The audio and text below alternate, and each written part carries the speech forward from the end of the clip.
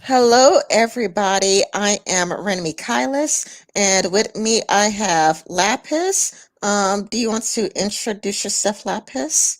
Sure. Hey, everyone. I am Lapis. I run a YouTube channel called The Effeminate Degenerate, and I have a Twitter account under the at Degenerate Thing. I am a feminist, socialist, trans woman, but I believe in dialogue. I believe in discussing differences, and I believe in having friends and connections in all over the political spectrum. And that is how I met Rin, and I am very, very happy that I have made her queens. Yeah, we met in a very weird and and a usual way because the way we met is when an ex-friend of both of us. Actually, he was ex our friend, and he just began stalking and harassing me. Like he would just call me a bitch nonstop in like DMs and a bitch nonstop in like tweets, it's kind of like you bitch, and he would just call me a bitch and a whore and all sorts of terrible, horrible things. And my DMs would be filled with that, and I got tired of it. Then I blocked him, and then it's kind of a lot like he just. Like how, there's Christy Winters, and Christy Winters like Sargon Bearing, Sargon Bearing, Sargon Bearing. Back and Well, with forth, me, back and forth. yeah, it's like with me, it's like he has like I think like 20 videos on me, and now not only like 20 videos on me, but I think he has like a 5-hour live stream on me. And then aside from me, there's Owen McDonald, where he has like I don't know, like 100. I lost count. Like like I was counting, I was like one, two, three, and then I just lost count because he just made that many videos on Mhm. Owen McDonald. And it's like, wow, like, wow. And then I looked at Owen McDonald's channel, like, let me check Owen McDonald's channel. And it's a lot like there's still like that one live stream with the stalker, and then that was it. That just one live stream. And even then, it was like really, really weird too, because it's like when I was watching some of it, like I didn't watch the whole thing, the stalker was really over dramatic. He was so like he's like, you are my enemy. And then like it's kind of it's like that's a weird way to talk. Yeah, it feels so kind of artificial. Like it's like he's on a stage and he's like, like in a play written 200 years ago, and he melodramatically points to the person standing across the stage. You are my enemy. Yeah, it was like weird. Like it was weird watching Lester. Like, he really was like, it was like really, really dark and creepy. It reminds me of, do you remember who that guy is? He was like an alt-right YouTuber with a bald head and like a mustache. Remember him? He was like an alt-right YouTuber. And I forgot, like, he had a really weird name, but he had like a skull in the background. And he was Oh, Davis Arini. Yeah, that's it, Davis Arini. Yeah, yeah, he kind of reminds me of that. It's like it was just so weird, and how Davis Arini was like really weird, like with the smoking the cigarette. Just smoke a cigarette here and there, and so And like then the melodramatic. And whiskey. yeah, the way he would like sip some whiskey, like, and it would just be like so melodramatic. Like it's like, who does that? It's like, do you have to be that much of a lol cow? And then it's like, I heard that that's how H Bummer guy got popular. I heard that It H Bummer was. guy got popular from pointing out how cringe that is. Mm. It's like you guys realize that David Serini is a lol cow, and he looks like really, really foolish with the whole like, let me just sip some whiskey, let me just smoke some cigarette. It wasn't even a cigarette, it was like a cigar, because cigars are masculine, cigarettes are for women. Yeah, Oh, and he would always wear a suit in his videos, even in the middle of the forest. He would just be wearing a suit, like a fancy suit for no reason. he wore Um, fancy suits in the forest. yeah. Oh, I didn't see that. I never really paid that much attention to him. I didn't get why people liked him. It's like, why do you like this guy? I don't get it. Well, Davis O'Reilly is putting on kind of a macho persona, and he's telling a certain crowd of humanity what they want to hear. All of your problems are caused by Black people. All of your problems are caused by women. If, women just were not, I think the word he used was, women in this century are the biggest, SLUTs since the fall of Rome, just like extremely melodramatic language like that.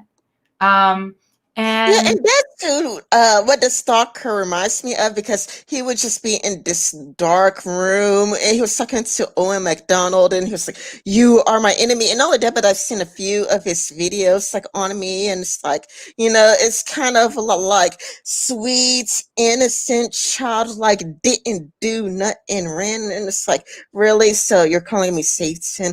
I mean, basically, I mean, oh, he is too heavy on the sarcasm, way too heavy on the sarcasm, and it's kind of like basically the video in shorts is I'm Satan, and so that's how I got the name Evil Incarnate. It's like I saw these like sweet, innocent child like didn't do nothing ran, and it's like, oh yeah, I'm evil incarnate. So I just adopted the name as just kind of like yeah, screw the, you. If you want to see me that way, then fine. I'll embrace the persona. You know, yeah. if you want to call me Satan, fine, I'm Satan. But can you actually argue against anything I have to say? I did a very similar thing with the effeminate degenerate because that was actually something I got called at a protest once by this loser. Oh, so that's where Screamed it at effeminate me. degenerate, came from. You just got called a degenerate. It's like, oh yeah, I just embraced the title. And I've seen quite a few people do that, like, having evil in their name. But the evil, it's not because they think that they themselves are evil, but it's kind of like, yeah, it's almost like a, have you ever heard of the song? I know I posted on my timeline a few times, but have you heard of the song, My Name is Ruin? My name is Ruin. Mm-hmm. I haven't heard of the song, but tell us a bit more about it. Gary Newman. That rhymes actually. My Name's Ruin by Gary Newman. Oh, okay. Yeah. Yeah, and it's kind of a lot like the song. It's like, they call me Ruin. They call me, and it's kind of like, wait a minute. They call me Ruin. They call me evil. And, well, it's something like that. I mean, I would like just Google the lyrics later, but I really like the song. Yeah. Yeah. Yeah, and I think that that's the reason why some women just adopt the word bitch. It's like, it's just like, and that's what I liked about old feminism, I guess, kind of like what's her name? Merritt Brooks or something, Michelle Brooks, and she has that song called "Bitch." It's like, I'm a bitch, I'm a murderer, I'm a child, I'm a lover, I'm a sinner, I'm a saint. I do not feel ashamed. It's like, if somebody's gonna call you that, may as well just Mm, adopt it and make it your own. And I think that's what happened with based too. Based was originally as an insult, but then he just took it and made it his own. mm. Yeah, don't worry. I'm very much in the camp of feminism that is pro reclaiming the insults that people throw at us. Oh, is sleeping around being so bad? Is being a difficult woman so bad? Is being a nag so bad? All of these things we're told, oh my goodness, it's the worst thing you can be to be, a difficult woman, to not be a pleasant woman to be around for men. Well, obviously it's good to try to be pleasant around people as much as you can, but every now and then there are people that need to be treated with a bit of obstinacy. Every now and then there's people who you have to say no to, how you have to be firm to. And if that makes you, a female dog, well, so be it. Yeah, Can you repeat that? I was like a little bit sick. I just got really sick just then. Could you repeat that a bit? Oh, sure. Where do you want me to start? Um, Never mind. You says that you are pro reclaiming the words, and so am I. I don't think censorship helps because the only thing that censorship does is make people angry, and it's like a nanny state.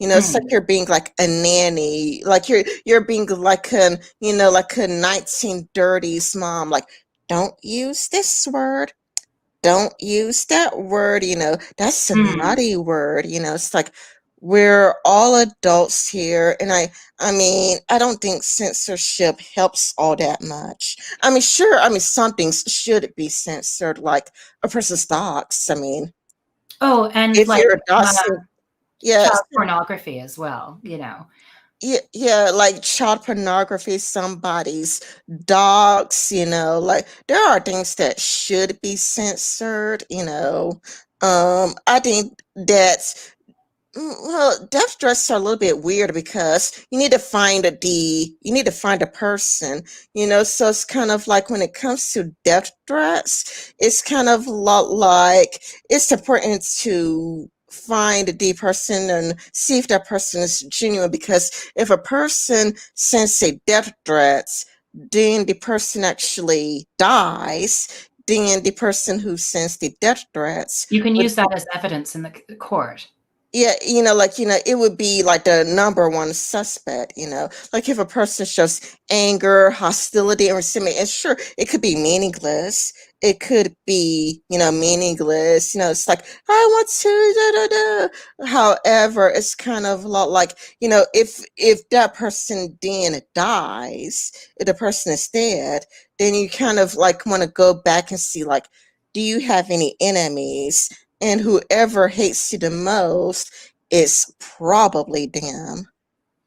Yeah, exactly.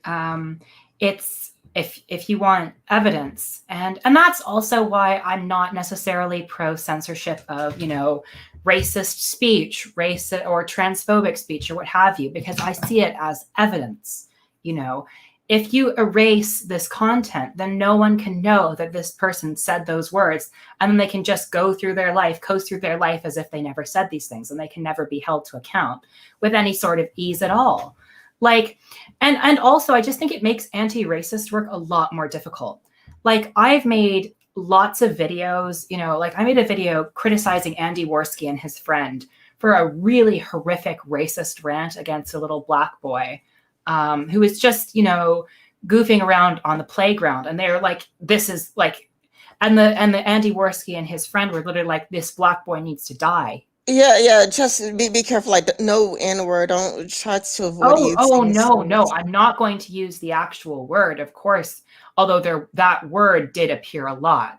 And I'm not going to say it, obviously. But because the video evidence that, oh, this person had used that word appeared in my video, it was taken down by YouTube, even though, I mean, now that just makes it harder for people to know that Andy Worski and his friends said those racist things. It makes it harder to hold them accountable because YouTube was more concerned about censoring, people criticizing racism than they were with actually taking action against the racists. Yeah, that is the reason why people like, I mean, okay, Temple has moved further and further to the right, but I do remember that's what when like me, Temple, Tyler Preston was all saying like, hey, censorship is a bad move because racist people would start dog whistling. But with Andy Worski, he didn't even dog whistle, so I don't know what went on with that because he didn't even dog whistle. But I know that right now the alt rights are using dog whistles, like like I've heard them do this. Like instead of saying the N word, they would use Tyrone, like the N word. Like like I saw like a black nationalist, well, a black Israelites, arguing with an alt writer, and the alt writer's like Tyrone because he can't say the N word. And it's Hmm. kind of like, well, it was the black Israelites and a white nationalist, so they're both anti-Semitic. So because they could both agree with with dads because they're both anti-Semitic, they used the name of a Jewish guy whose name is Halsey, and it's kind of like Halsey's people, and they were like the Halsey cost, so they just use that to get, around censorship. So it's like those people would just dog whistle and whatnot to just get past the censorship, or think about Nico Fuentes and the 6 million chocolate chip cookies baking in the oven. And it's like, well, I mean, they're just using, euphemisms now. And so it's kind of like if you try to call it out, if you try to call it They're out, like, oh, no, no, I was just making a joke. It was a hypothetical, about the 6 million chocolate chip cookies. I would, no, no, no, I'd never talk about that. What are you saying? You're ridiculous. It's an exercise in gaslighting. it happens is that people get their YouTube channels taken down. Like now, people who want to call out racists, can't because they get their YouTube channels taken down. And people who want to call out racist people can't. Like there will be racist people that I would like to respond to, but even though I would like to respond to them, I know I can't because I'll get my video taken down. Exactly. The racist people will always, manipulate the copyright system to take down the videos that you're using to criticize their own content, which makes it very difficult to talk about racism in any sort of constructive way. And it's actually a big silencing. And I wonder if that's not necessarily accidental. After all, Black people gaining more social power in society is not exactly in the interests of big tech media. Uh, so now you're criticizing big tech media, saying that they want to keep black people down. Well, I think that what they really want is to keep the status quo. They're fine with, oh, yeah, we're a feminist platform, more female CEOs. Let's have an International Women's Creators Day on YouTube. But if it comes to actively challenging ideas, I think we can see based on the subreddits that get deleted and, the YouTube channels that get deleted on here, the people who are being targeted are usually, on the far left or they're on the far right. Now, in the case of the far right, yeah, a lot of these channels are pretty garbage, like actual bigots. But when it comes to the far left, I really do think that, well, yeah, there is bigotry on the far left, as in there's bigotry in every single social movement. I've experienced a lot of, nonsense. Like, I think that takedown MRAs was actually quite nasty towards you in regards to the way he constantly searches out any sort of mention of his name that you do and responds or quote tweets or whatever. And he just won't leave you alone. And that's an example of, well, do you really respect women's voices? And if you actually respect women's voices, you'll respect them even when they disagree with you. Even when you don't like what they have to say, you should still listen. Yeah, like when it comes to take down MRAs, he quote tweeted me 2 times. It only happened twice, but whenever I mention him and I name out, I could just be like take, and then you put like a little asterisk, or I could just be like TKDWNMRS, and he'll still find it. He'll still find it no matter how I alter the spelling. And I don't know how he finds it no matter which spelling alteration. I wonder if he's following me in a different account, because it's like, how is it that you can find each and every single alterations, and he would just, use the blow kiss emoji. Hmm. So it's kind of a lot like, do you really care about women's rights? I don't think so, but it sounds like what you're complaining about is pink capitalism. Pink capitalism, like, where a person has their public face and their private face. But it's why I wasn't really surprised about the whole Ellen DeGeneres thing. At least Bill Maher was honest and said that some celebrities have a public face and a private face. Bill Maher made it like a segment, like, hey, in Hollywood, there are YouTubers that, publicly they love Black people, but privately they use the N word all the time. Hmm. And you can definitely believe it. There is definitely a lot of deceit in the entertainment industry. Um, but yeah, Ellen DeGeneres has been on a lot of people's radar, since she first started, like hanging out with George W. Bush and just being like, oh, it's fine. No one should be criticizing me because it's fine. We're just friends, even though, George W. Bush is like a convicted war criminal. Like, I don't necessarily care about someone being friends with people who have different opinions. That's fine. But when it actually comes down to actions, then you need to be a bit more, okay, do you really want to be around someone who started a war that killed 1 million people? Like, to me, it's I don't know. I wouldn't want to be friends with George W. Bush, honestly, I or think like it's someone like Donald Trump. I think it's part of a trend because haven't you seen the photos of Michelle Obama kissing George Bush? I've seen that as well. It really does seem like the more establishment Democrat types, they're like trying to embrace the moderate Republicans. Like, oh, I miss when you were in power. Why can't you be leading the party now? And it really feels very cynical. They're trying to appeal to that 10% of Republicans where they're like, well, I like what Donald Trump is doing, but I just don't really like his tone. You know what I mean? Hmm. Yeah, yeah. There are Ben Shapiro's a weird one. He's a really weird one because before 2016, he used to insult Donald Trump a lot. He used to go down the list of everything wrong with Donald Trump, but now it seems like Ben Shapiro is defending Donald Trump and not that, but it's kind of like if you read his books, it's rather like, I don't know if I could pull up. Well, it would take me a while to go and find my notes. But he basically complained. He actually sounded really alt right, to be honest. Like he was complaining about there being a small, tiny group of people that controls everything.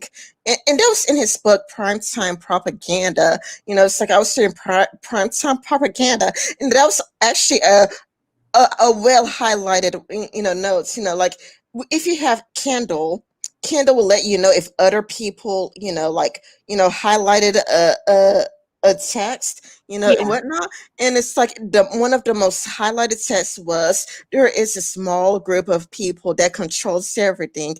And that was inside Ben Shapiro's book Primetime Propaganda. And it's kind of like it's like, wow, you went full blown Candace Owens right there. I mean, Mhm. now I'm seeing more and more similarities between Ben Shapiro and Candace Owens, even though, to be fair, I didn't finish the book, but a bit taken surprise. But it's kind of like he talks about, and I guess it's somewhat expected that Ben Shapiro would talk about Jewish people a lot, given that he's Jewish himself. But it's kind of a lot like he would mention that this person is powerful and he's controlling what you see. And it's like, Ben, do you even know how you sound like? I And mean, it's one thing to criticize. Okay, it is kind of unfair that all of these media companies are in the hands of a few rich, powerful billionaires. I think that's a problem that most people have with the media. But it's quite another thing to be like, yes, you, one Jewish billionaire who owns some radio stocks, you are everything wrong with society. It, yeah, because I mean, if you read the book Primetime Propaganda, well, to be fair, I just got started reading it and I haven't really finished it yet. But he does sound like okay, he would make you think of in Candace Owens, kind of like how Candace Owens complains about black people a lot. How Candace Owens be like dirts and 50, dirts and 50, and Ben Shapiro. He, from what I've read so far, he just has that Candace Owens vibe. except towards Jewish people instead of black people. Yeah, and it's like I was a bit surprised because he doesn't sound that bad on YouTube videos, especially when he was calling out Harvey Weinstein. I think he said that the left did good. It's like, oh, I think if I recall correctly, he did say that the left did good with, Harvey Weinstein and the casting couch and whatnot. So he sounds like really center and really moderate. But then Mm-hmm. when you read his book, it's like something, and it's like it's really weird because if you read the book and if you watch his YouTube channel, they are a bit different. And I don't know if he written the book himself or if he had a ghostwriter to write the book for him, or if somebody, maybe somebody was whispering in his ear, and it's like, oh, you would want to appeal to as many types of conservatives as possible or whatnot, when really I think it would make more sense to appeal more to the centrist moderate types than the furthest fringes. Yeah, that is, I think, by design. Ben Shapiro knows that he is a mainstream proponent of conservative values. So, of course, when he presents his values on YouTube or Twitter or like a more open forum, um, he's going to be, he's going to try to be a bit more moderate, a bit more approachable, a bit more friendly. But when he's trying to appeal to, a harder core base of fans, many of them, very ardent Trump supporters, oh, I know if I want this book to sell to them, I need to couch it in their language. I need to feed them things that they like.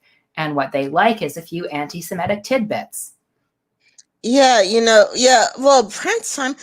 I don't know how old primetime propaganda is, but I mean, it is further right than his YouTube channel, and that was not the only book that I read where he just is like further right. Like there's this like really really old book, and I think it's taken off Amazon, like it's no longer available on Amazon. But he talks about, he says, and I quote, that he says that it's a good thing that, and I need to be careful here, but that the Republican Party is the white man's party. He actually said that in a book, but it's got taken down Amazon because when I went to Amazon, you can no longer purchase the book. But I had a copy of it, and I like took screenshots and I Mm.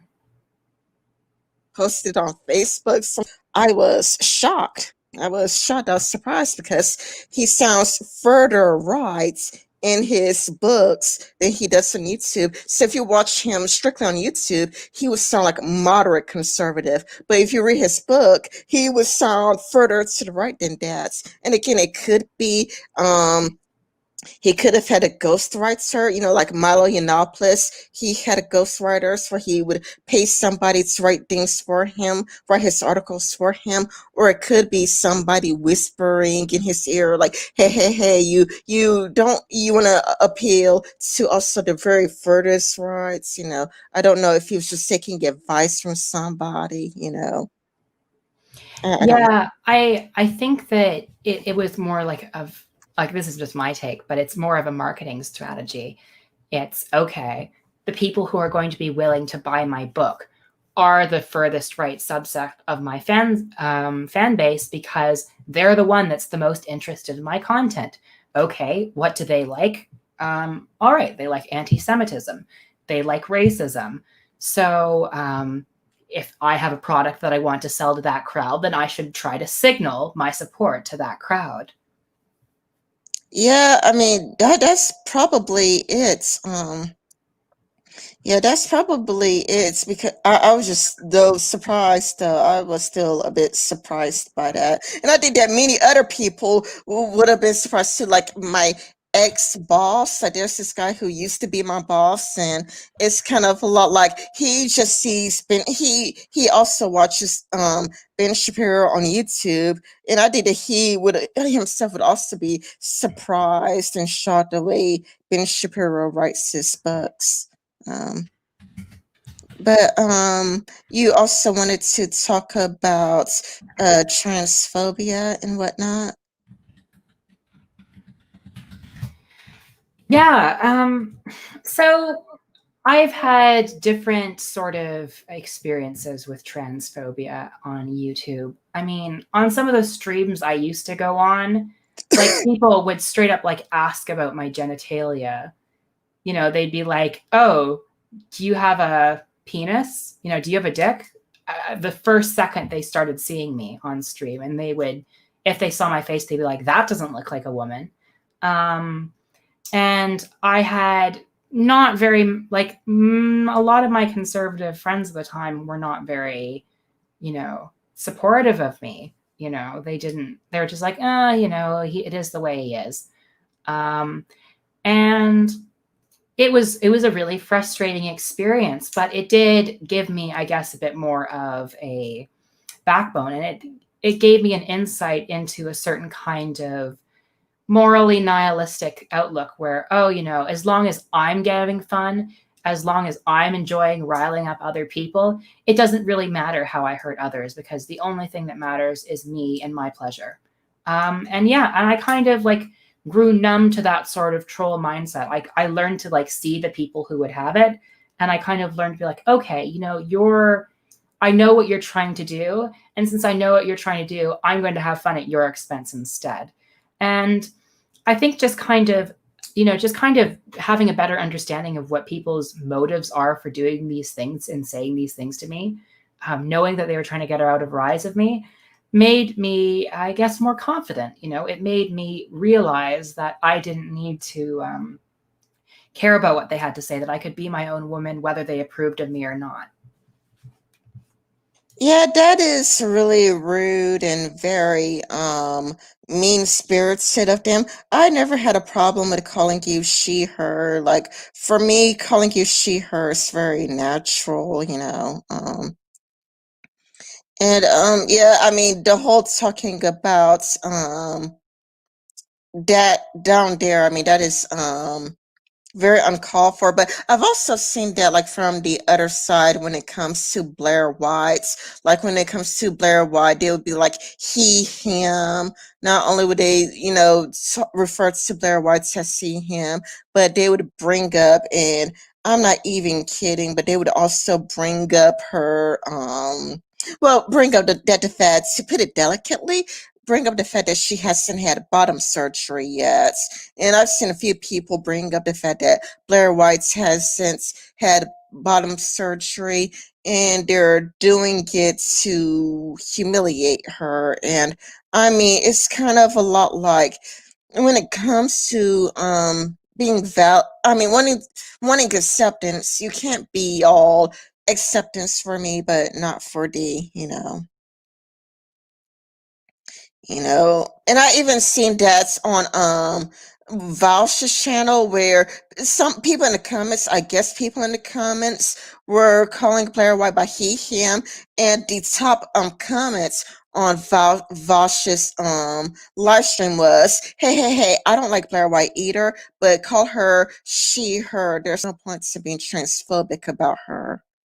Exactly.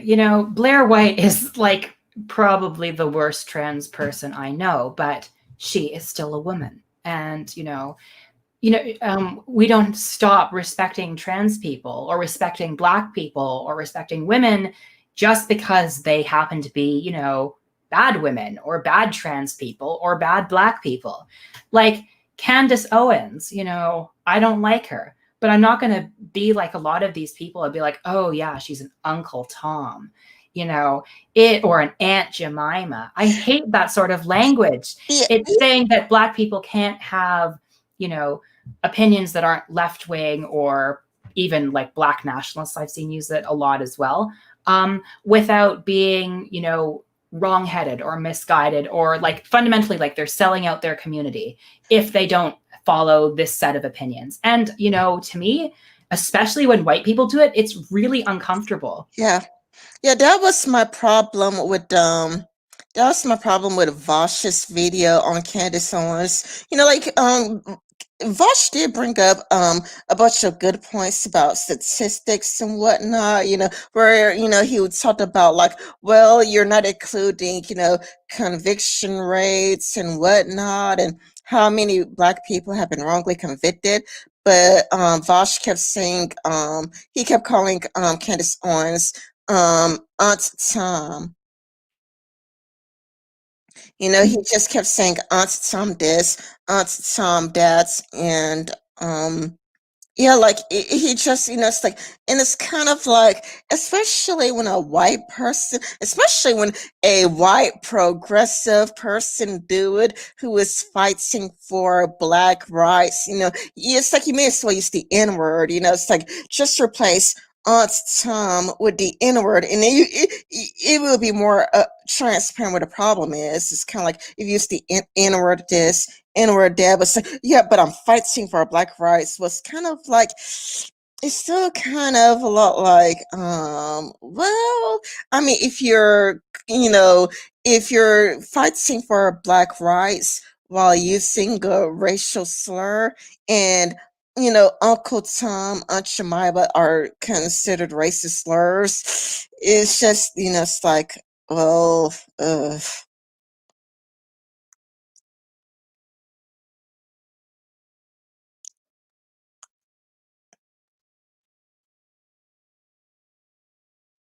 so, is there anything you'd like to add to that, or?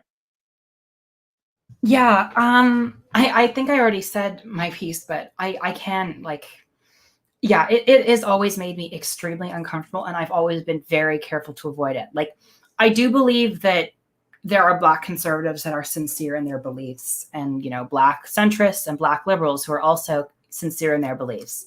Candace Owens, well, I mean, she was a liberal like in 2016.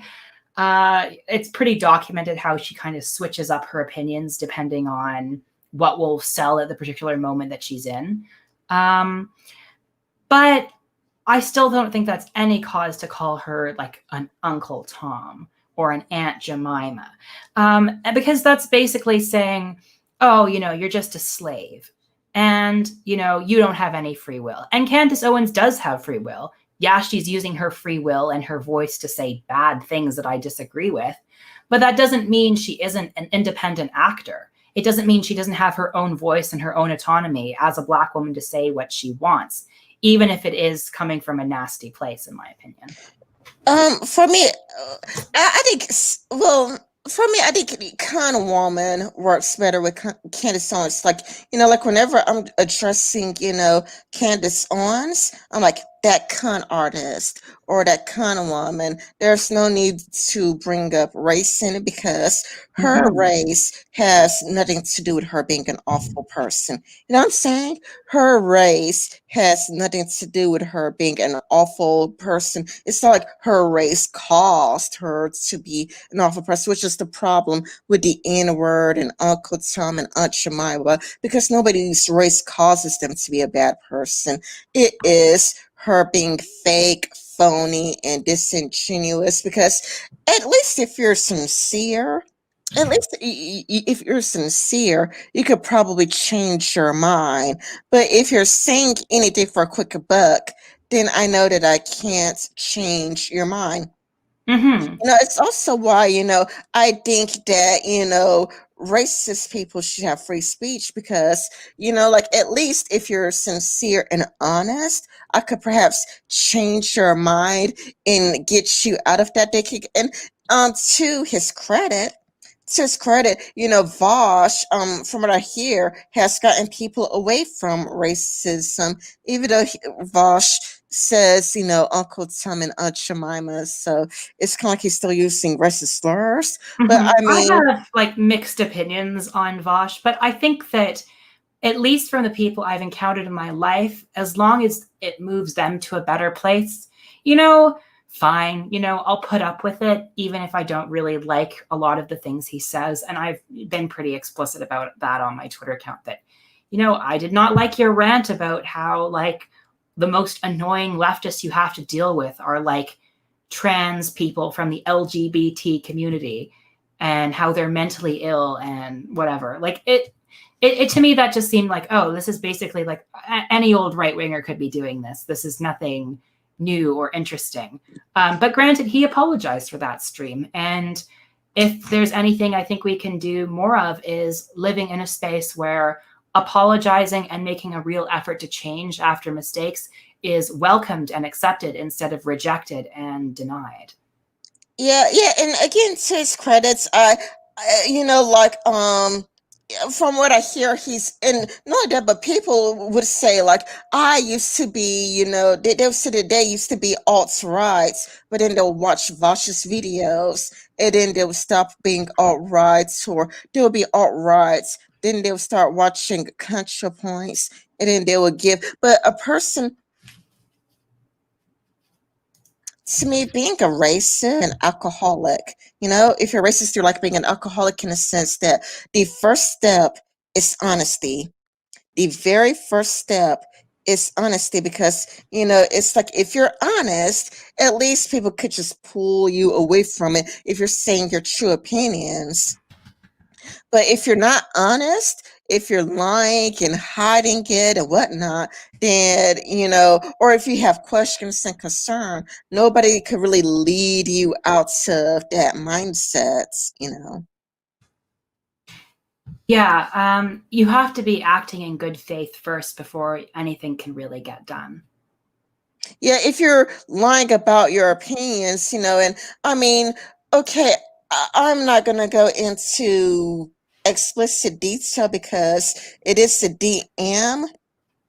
And I think that she probably said this publicly too, but yeah, I think she said it publicly too. But Christiosity said that she knows some people who would be one way privately and another way publicly. Like she would tell me that like there would be some people who would be racist or sexist privately, but then, publicly they like really love social justice. They had a Mm. public face and their private face. Yeah, and even you can see that a little bit of that going in the vice versa. Like Dave Rubin has always struck me as a very disingenuous actor. You know, he always seems so fake and shallow in his understanding of the world and in his content. And knowing that he left the Young Turks and then joined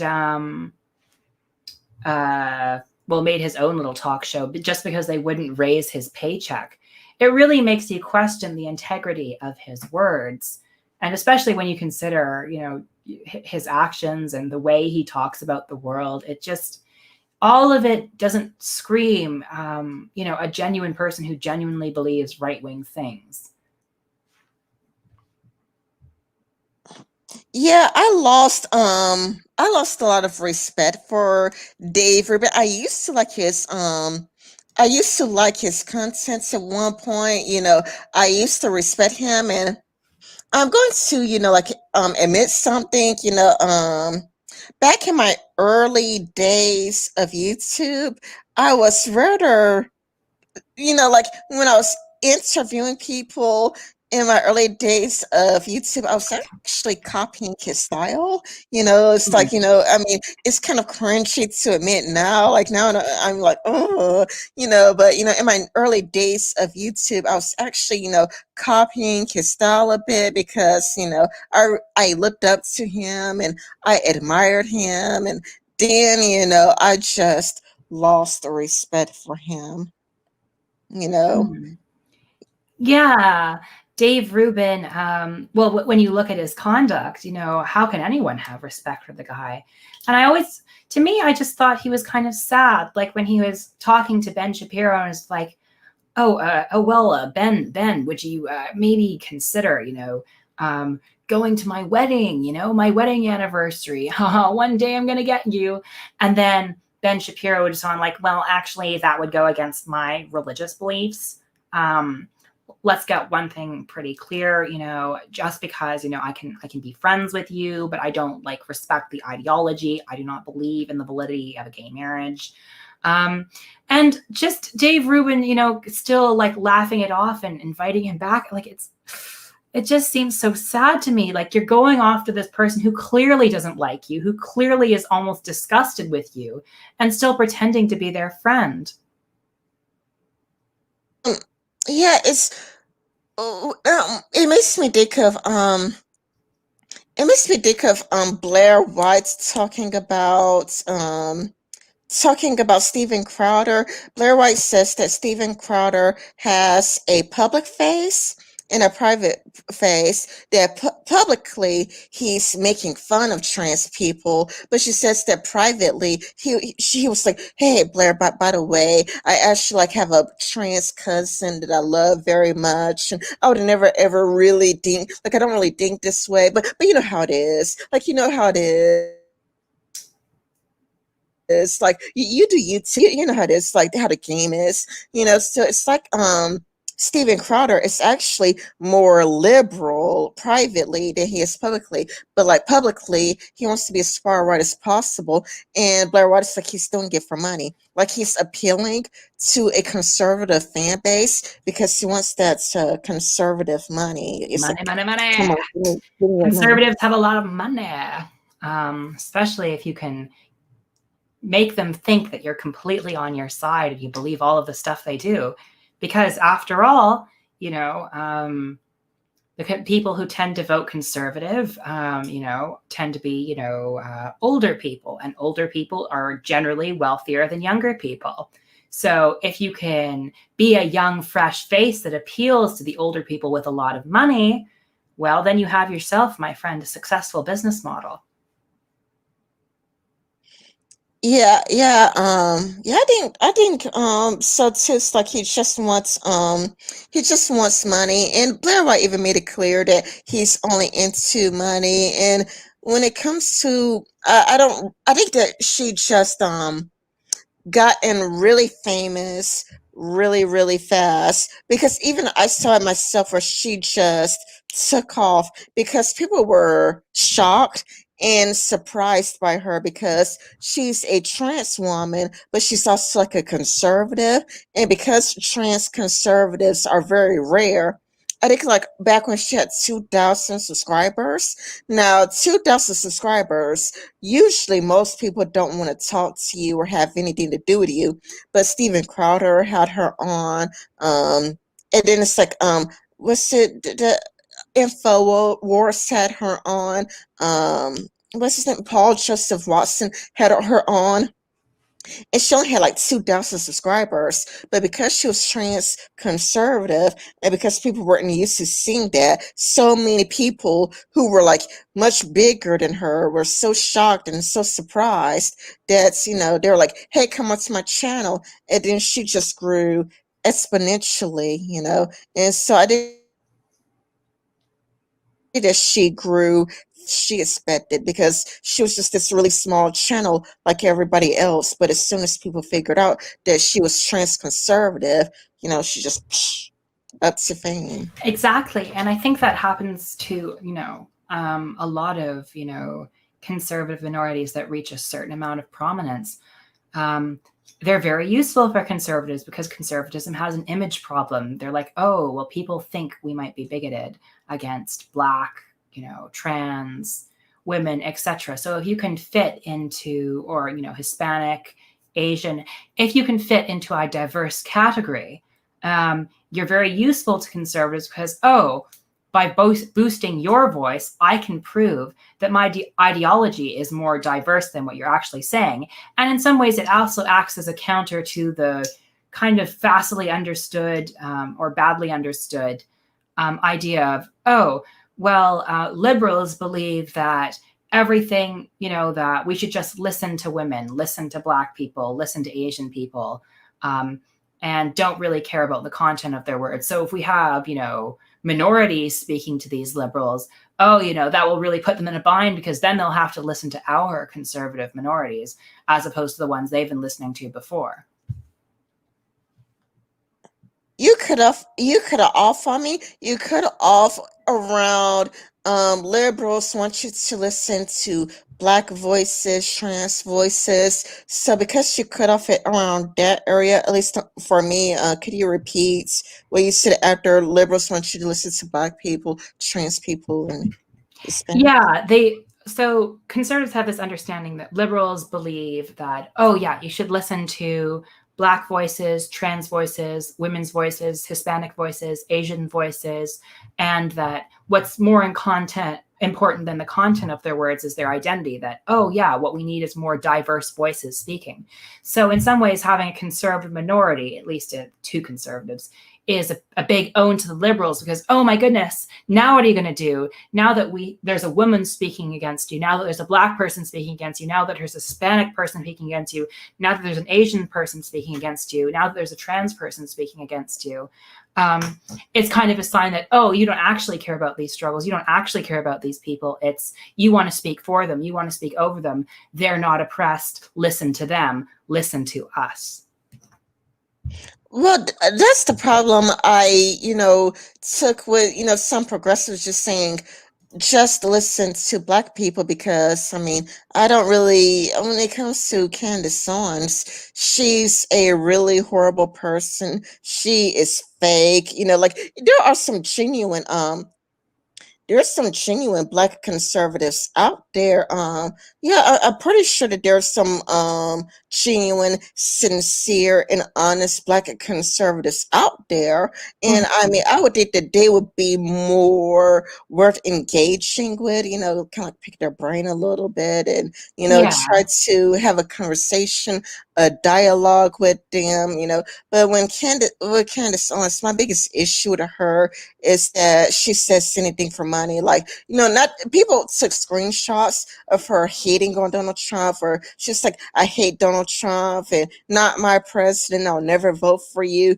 It's showing from intense hatred, to now she loves and adore him so much. Well, how could you go from intensely hating him to loving him? It's like you're fake, you're phony. There is no way that you could do a 180 in all of your opinions in a short amount of time. Now, people do change their minds over time, but it's really slow and it's a really gradual process. It's why even there are even people on the right describing her as a parody of a conservative, because it's kind of like, in one hand she would say, I love free speech, I care about free speech, and then in this one she's like, burn the flag, not burn the flag, but we should ban the people from burning the. On one hand she's like, I love free speech, and on the other hand she's like, let's stop people from burning the flag. Or it's kind of a lot like, like it even with rights wingers, she makes all of these little mistakes that makes it clear that she's putting on a show or putting on a role, as opposed to a person being the real deal and read like a bunch of books on it. She makes these mistakes that lets them know, it's like, hey, you're fake. You're not really a conservative. You're just a conservative for cash. And again, there are some real black conservatives out there, but she's not one of them. Yeah, I think like maybe Thomas Sowell would probably be a better example of a genuine black conservative. But Candace Owens, you're right. It's the ideological, switch. Oh my goodness, it happened like overnight. All of a sudden, Candace Owens went to bed as a liberal and arose as a conservative. And Candace Owens, she is, just the kind of the way she talks too. It's very, angry. She's a very angry person. And you can see it even in the official functions. And I don't necessarily think that, I think that is kind of part of the performance as well, Yeah, I mean, it doesn't seem like genuine anger. It seems like fake anger, to be honest, because it's so over dramatic. He's so over the top. It's like I remember watching Vosh making a response video to her, and she's a terrible liar. I mean, I'm quite sure that there are 10-year-olds that could lie better than she does. She's Mhm. so fake at it. True. But the thing with Candace Owens is that she's telling white conservatives what they want to hear.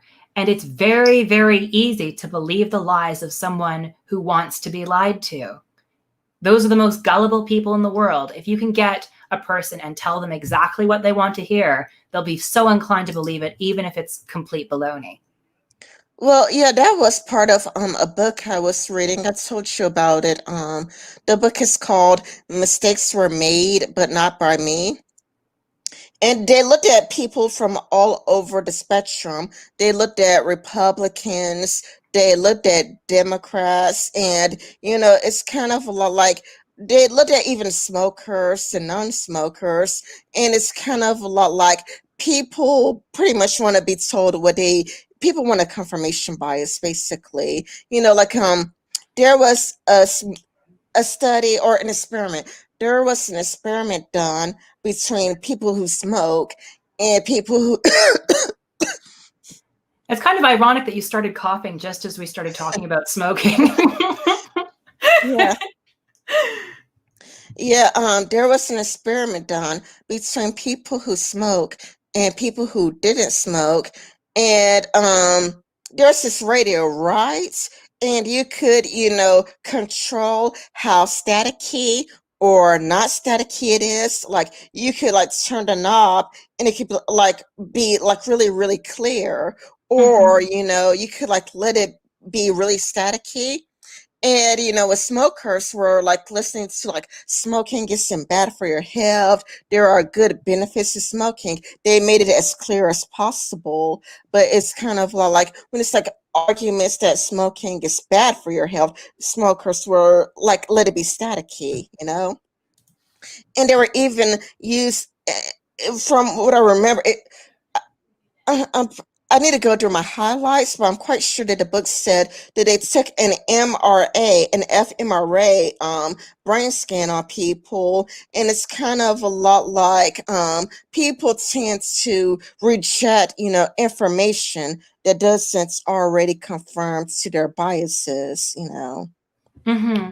And I think that is perhaps maybe the mistake that a lot of people think. They assume that conservatism comes from, oh, well, they just don't know the facts. You see that in kind of what I like to call talk show host liberalism, your Jane Oliver's, um, your Washington Post. Oh, let's rate this 3 Pinocchios. Um, and it kind of all boils down to the idea that, oh, if people weren't so ignorant, they'd see that conservatism was a bad thing, that it is wrong, and that it will not help people. But that is not, it doesn't work like that. People don't necessarily respond to statistics when you provide them because they assume, oh, well, you're obviously biased and the statistics are obviously biased. And when provided with a selection of 1,000 studies, people are going to gravitate towards the one that confirms what they already believe. Yeah, that was also parts of mistakes were made, but not by me. What they did is that they took like a Fox News article, and then they also took like a The Guardian article, like they took a left wing article, and they told, okay, they hid the fact that it's Fox News for the Democrats or people on the left. So it's like they would read a Fox News article, but they wouldn't be told that it's Fox News. They would be told that it's like Huffington Post or like Salon or whatnot. And then a right winger would be, would look at like a Salon article, but they would be told like, oh, it's Fox News. And when they were lied to, they were more receptive of the information. Like, oh, it's a Fox News article. Well, they became really receptacle. But when they learned the truth, they were like, oh, well, I don't actually agree with it then. And, Mm. like, yeah, even with the big name candidates, how supportive of they are to an idea would depend on if one of their own holds an idea. Like if you're one of them and you're holding an idea, they're more receptive to it. But if you are the opposition and you hold an idea, then they reject it. Yeah. Um, I feel like this is so unknown variable. A commenter in our little live chat is saying, "I don't feel like that's how real people behave. Has the study been peer reviewed?" So would you like to link the study in Well, the it's the comments book. for their benefit? Oh, Well, it's a I book see. called, Well, maybe a book review, perhaps. um, Um, I could I could just type in the name of the book. The book is Mistakes Were Made, but Not by Me.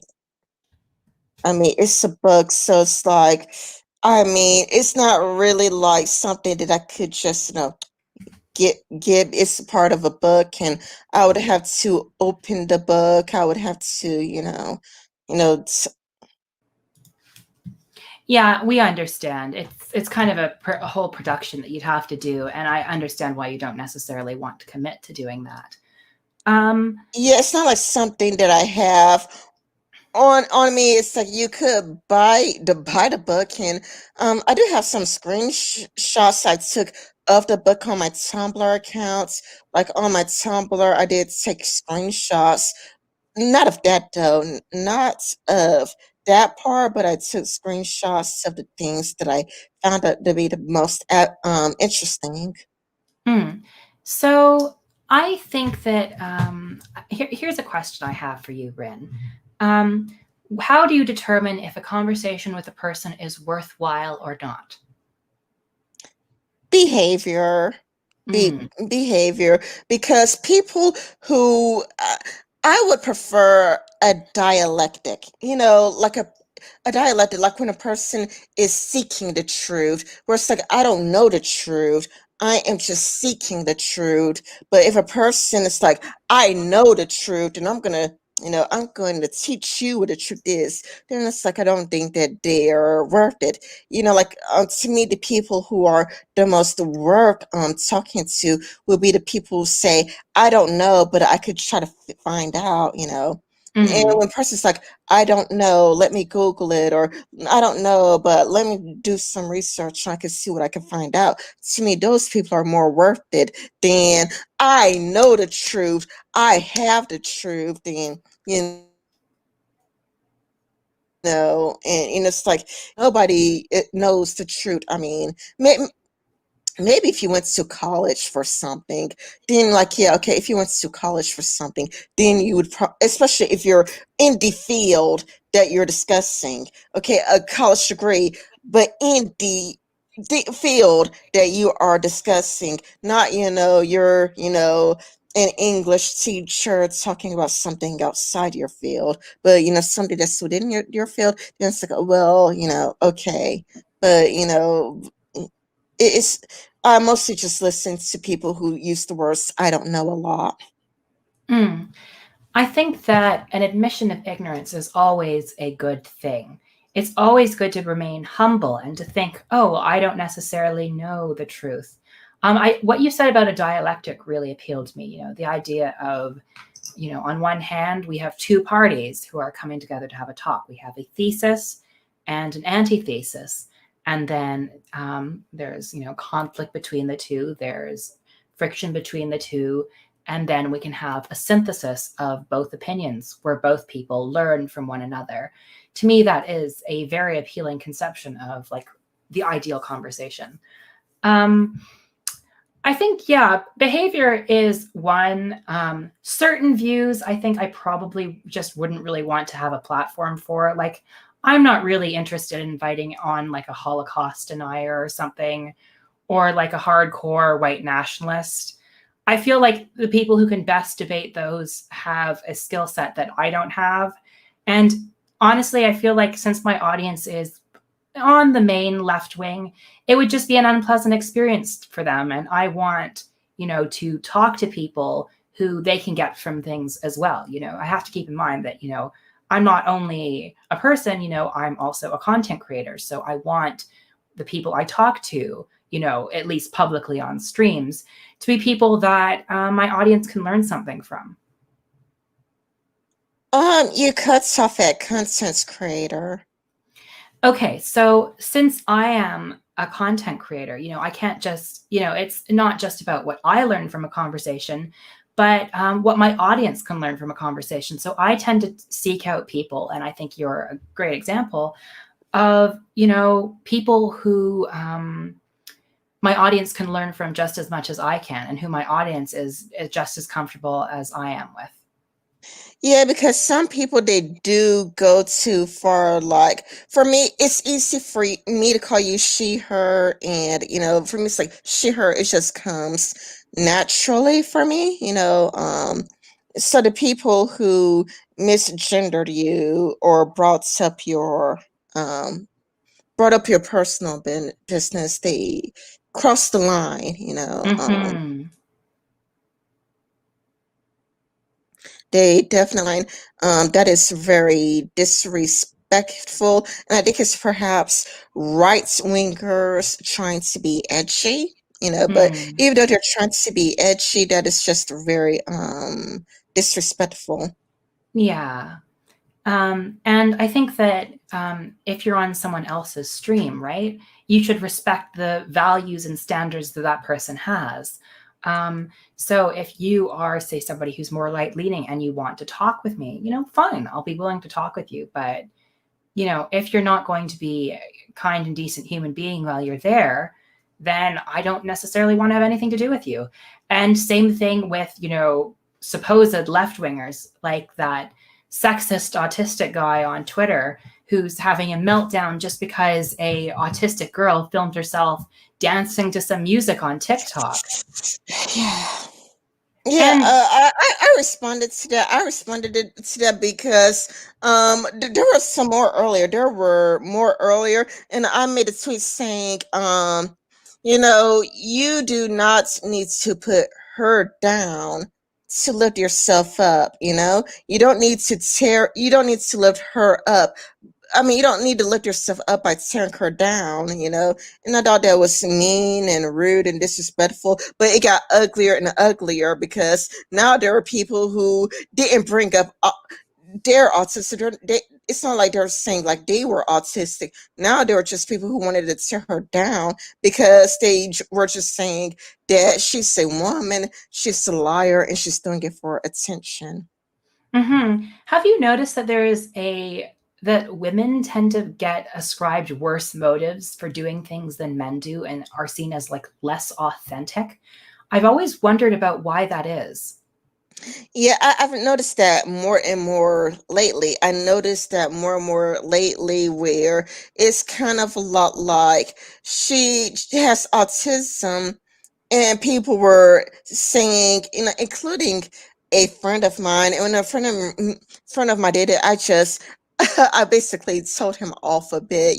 I didn't like cuss him out or anything. I didn't, went all the way down to personal attacks, but I got in a very heated, very angry argument because it's kind of a lot like I had a friend that was like, oh, she's probably, or women, there are women like that who do it for attention. It's like, how could you? Like, I was shocked.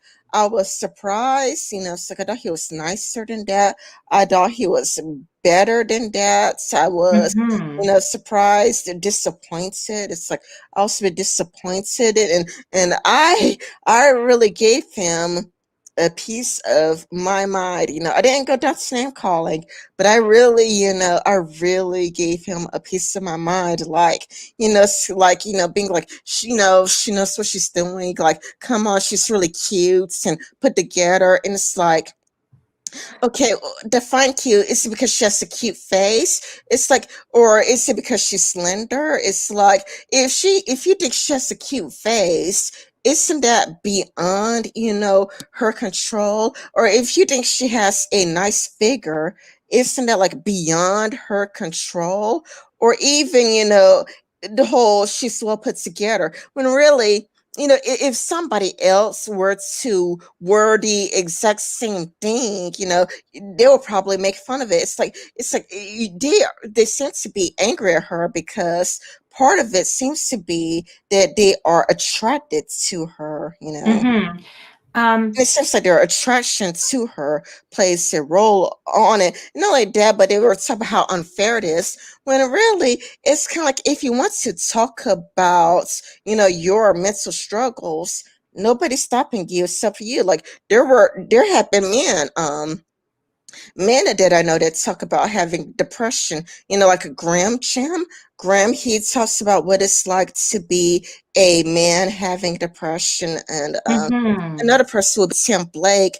Tim Blake is a man, and he talks about what it's like suffering from depression. And, I would, be sure to like it, retweet it, and give him, some support. Like if you're a man and you're suffering from depression, I'm willing to give Mm-hmm. you a like and retweets and, be Mm-hmm. available to But if you talk frame with. it as men have depression and it's the fault of women, then the sympathy is just, I can't really have it. I'm sorry.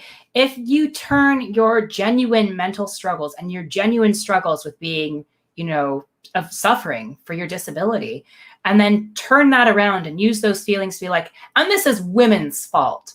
Yeah, Um, that's the problem. It's like, it's kind of like you could, talk about what you're going through without putting her down. And if there are people calling you a beta male or a soy boy, stop associating with that people.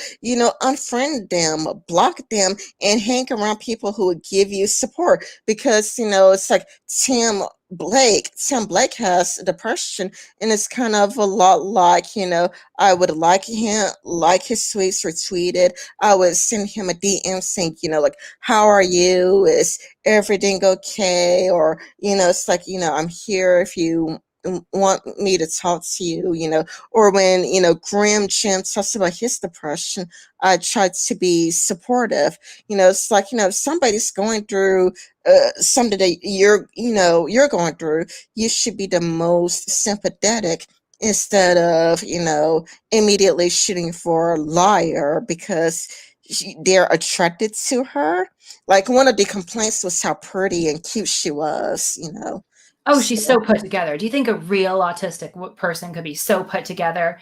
And honestly, that is kind of sad. You mean it's just assuming that, oh, well, just because people have struggles with autism, they can't, do their hair nicely or put on a nice shirt. And it's really sad because it makes autism into this sort of weird competition where, okay, in order to show that I'm really autistic, I better, just wear like a frumpy sweater or something. I better not do my hair. I better not do my makeup because everyone will assume that I'm lying about it.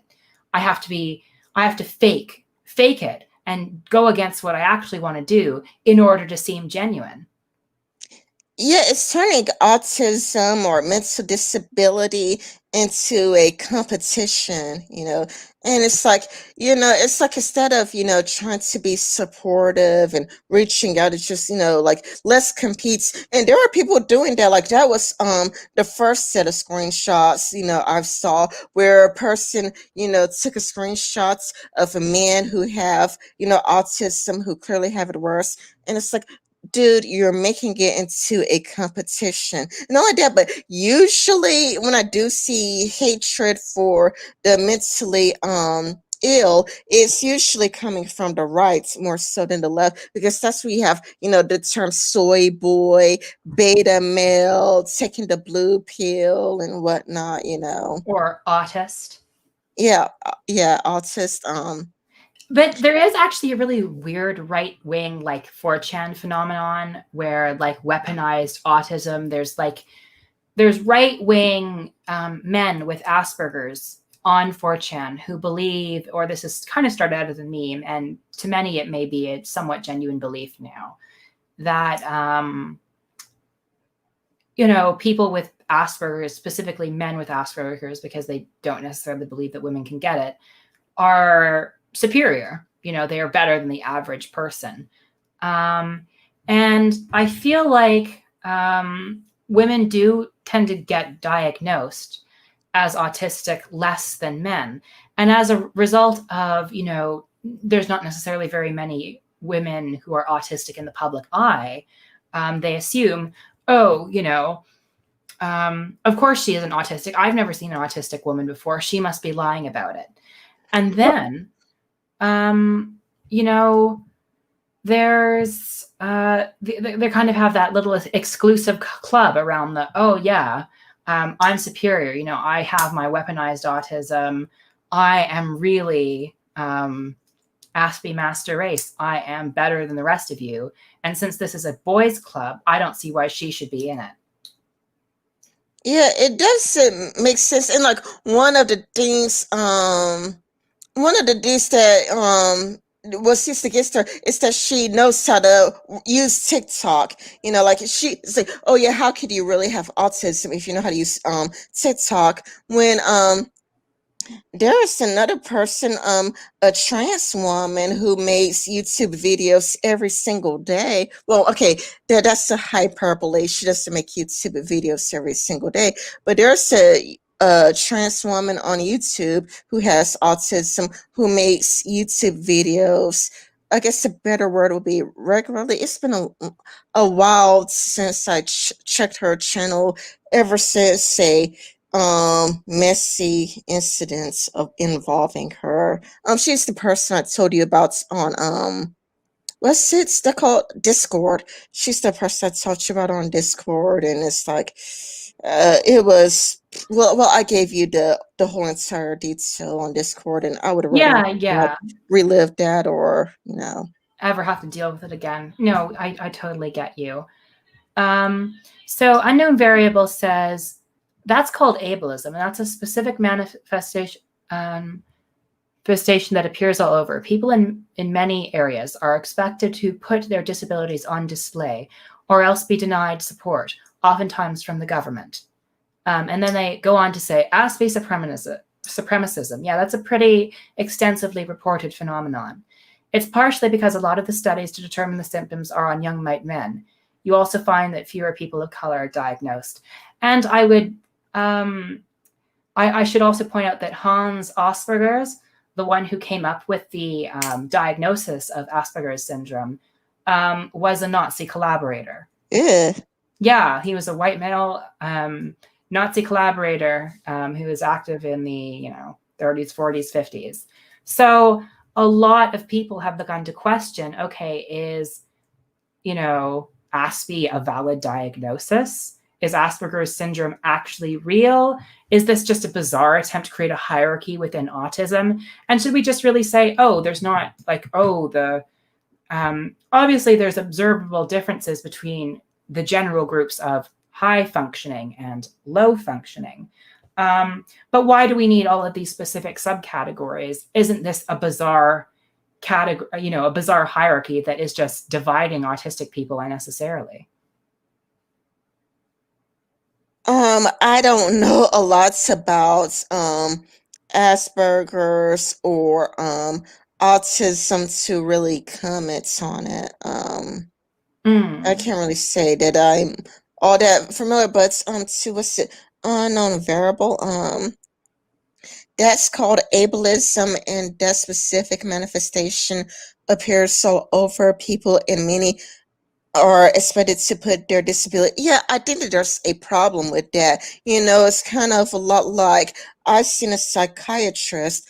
I've been diagnosed with depression, but even though I've been diagnosed with depression, I don't need to be a lot like, oh, like I'm gonna go emo on myself, and like I don't need to be melodramatic and like, oh, today I feel like blah blah blah blah blah. Or like putting on My Chemical Romance and like starting to wear like scene hair.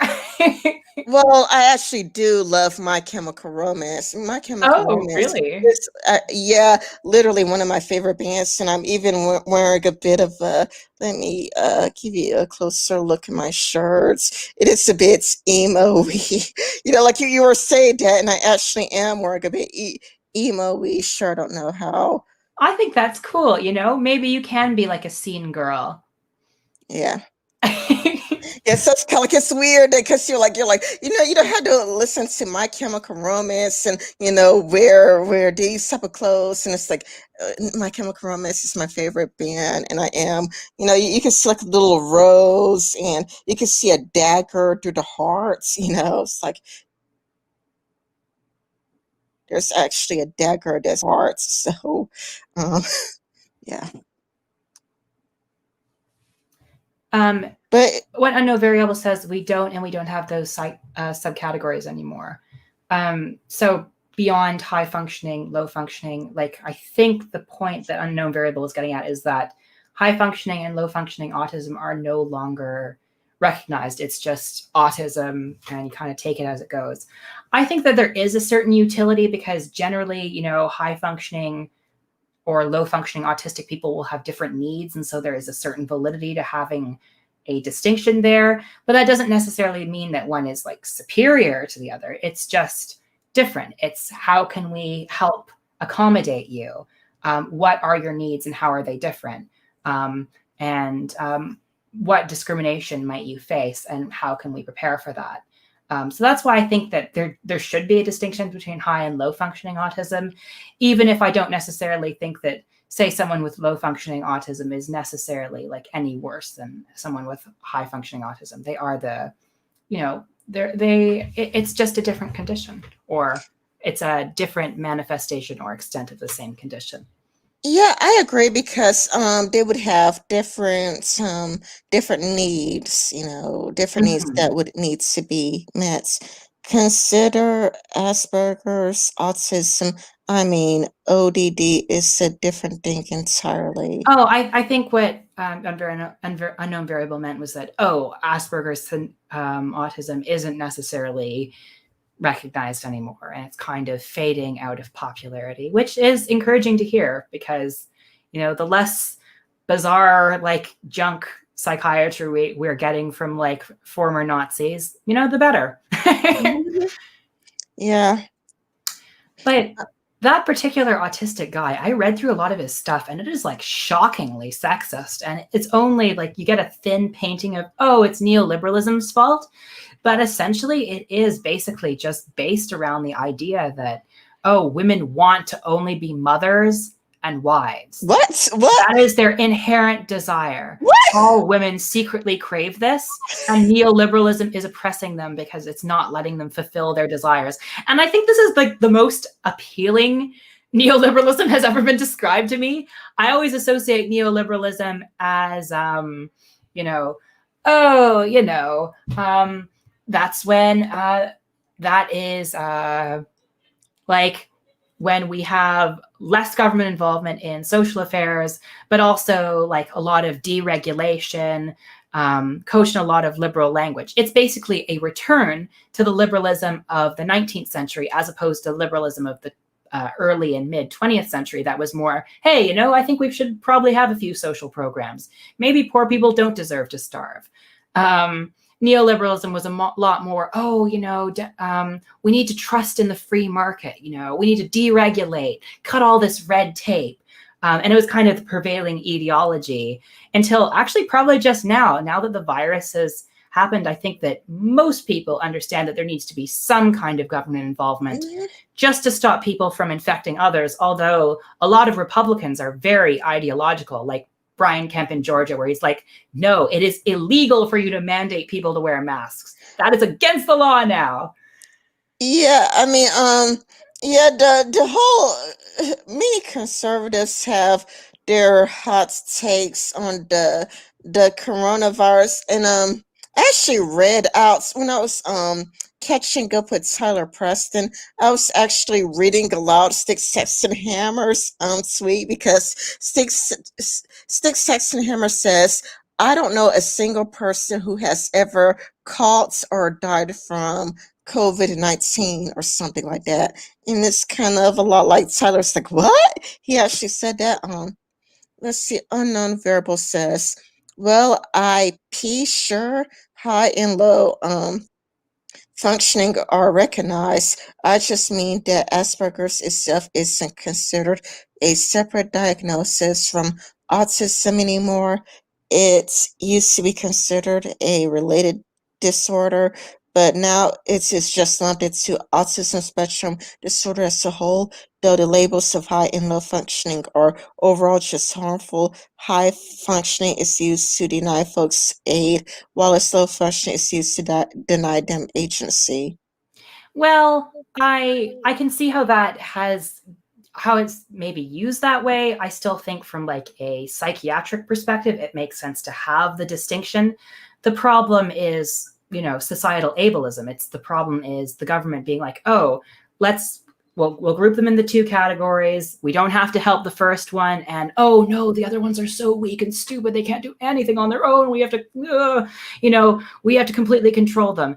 I think the issue there is how we approach the two labels, not that there are two labels for two obviously, pretty different interactions with autism, because there is a lot of diversity within autism, and it would be silly to have like a one size fits all approach to autistic people. Yeah, exactly. But that's what makes her video a good thing because, it's kind of a lot like autism falls on a spectrum, and Mm-hmm. people need to get rid of that ableist idea that if you're autistic, then you must be, a certain way. It's like just because I have been diagnosed with depression doesn't mean that I need to buy a razor and start, Mm-hmm. slitting my wrist, so it's like, I mean, some people are at that stage where they do that, but psychiatrists try to get them to take a red pen and it's like, or a red marker and just draw on themselves. And some people do just deliberately overdose on their medication. Some people just buy medication, antidepressants, and then they deliberately overdosed on antidepressants. It's really, unfortunate, but people shouldn't have to be forced to prove, anything to you. And I think that's the reason why Tumblr was really, really popular because, it just lumped, people could just talking to each other where it's not like, are you depressed? Have you ever been accused of being depressed for attention? And it like so many it would just pretty much go viral on Tumblr because so Mm-hmm. many people with depression have been accused of being depressed for attention, including like Yeah. Mr. Repsion, including Mr. Repsion. It's like, this actually makes things harder for us when you say it's all done for attention because I don't know, you watch too much TV, and because you watch TV on a regular basis, you just, imagine, like a red wall, and not only a red wall but satanic symbols everywhere, and a person, cutting their wrist, and with a emo haircut and whatnot, and you know Mm-hmm. Depression doesn't have to be something that you have any sort of outward signs of. It doesn't have to be a performance. It is just a reality that we live with. And just because we don't demonstrate, oh, the stereotypical signs, it doesn't mean we aren't valid and worthy of support and help. And, I think that, there is kind of an intersection here between mental illness and womanhood. And we kind of talked about this earlier, that mentally ill people and women, but especially mentally ill women, have this tendency to be, oh, well, you're just hysterical. You're just making up your problems. They're not real. If you just calm down and started acting a bit more rational, then you'd actually be able to do that. Yeah, I mean, yeah, it's kind of a lot like the people who attack the autistic girl, just going so far, like, she's don't get to be cute, she's don't get for attention, when really, I mean, if you look at how things were from 2000, I mean, I think it started on 2014, I think the anti-SJWs, they started off in 2014. And I think it really starts to pick up in 2015. That people who talk about being artistic are usually bullied. They're called beta males, soy boys. They're called homophobic slurs. Homophobic slurs. They don't have it easy. Yeah, I think that's true. That there is more ways that we can reach out to people who have been going through this sort of behavior. So I have to go. So I'm afraid I have to end the stream here. But it's been really great to get a chance to talk to you, Ren. I know we've been waiting for this for a while, and I would really like to do it again sometime, maybe having you on my channel. Yeah, or maybe going on Lynn's channel or something, because this has been a really great process. and if you want, you have my permission to download the video and repost it on your channel. You could just repost it. It doesn't bother me. Who knows? It might get more views if you just download this video and repost it on your channel. Well, I'll be sure to include your channel in the description, and I'll be sure to let my followers or subscribers, sorry, stuck in the Twitter mindset, to know that you have this attitude, or well, to know that you are an account that, or yeah, a channel that deserves subscription. So I would encourage everyone to like the video, hit the gray bell, do all the typical call to action stuff, subscribe to Rin, and thank you very much, Rin, for having me on once again. Wait, just one more thing that I would like to add before you leave. I think it's important that if you do re-upload it to your channel, to let them know that I do identify as a liberal, because I know that you have a more. I know you're an anarcho-communist, but I'm a I'm not liberal. an anarcho-communist. You're not an anarcho-communist? Oh, you're just a socialist. Just a communist. Oh, you're just a communist. Yeah, so I do want people to know that I'm a liberal, so I'm going to be to the rights of you. So I don't want them to see my channel like, oh, she's too right wing for me, because to some people I will come across. I mean, some people are going to view me as liberal, as very right wing. So I just got to give a warning that I am definitely to the rights of you. Yeah. Sure, I can do that if you like. But anyway, thank you so much for everyone for watching and listening. I have a sense that Unknown Variable will probably be texting me a lot about my opinion on high/low functioning, which sure, I can respond to that if you like. And I wish everyone a great day. Thanks for the talk and the chat, and hopefully I'll get to see all of you soon. Okay, bye-bye. Thank you for watching. Ta-ta for now.